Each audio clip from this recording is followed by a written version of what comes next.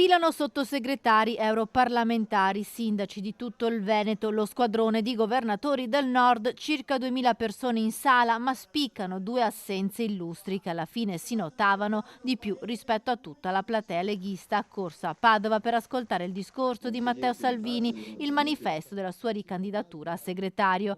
I grandi assenti sono i due assessori regionali, Roberto Marcato, l'anima leghista alle ultime regionali, l'uomo del partito che ha ottenuto più preferenze, e Giampaolo Bottaccino, ufficialmente impegnato a Pederoba ad un appuntamento della Protezione Civile.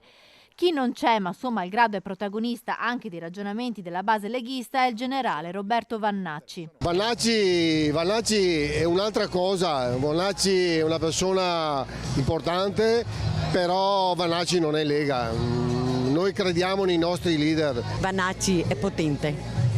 Vannacci è potente, non è leghista. Vannacci è un'altra persona, noi siamo per Salvini. Vannacci è una persona che piace, non è mica un leghista, se condivide le nostre idee è bene accetto. Non vedo che faccia molta differenza né intervenga nelle questioni principali della Lega. Nella locandina dell'evento, vicino ad Alberto da Giussano, spunta il tricolore. I discorsi più apprezzati dalla platea restano quelli di Luca Zaia e Alberto Stefani. Alberto Stefani, la presentazione che ha fatto è stata eccezionale. Quello di Alberto Stefani sicuramente rappresenta l'identità cioè la natura della Lega, quindi del Veneto. Diciamo che Luca Zaia è stato magnifico, nulla che togliere al mio presidente Massimiliano Frecciarola. All'interno della sala i big guardano al futuro della Lega per due questioni chiave per il Veneto, l'autonomia e le prossime regionali.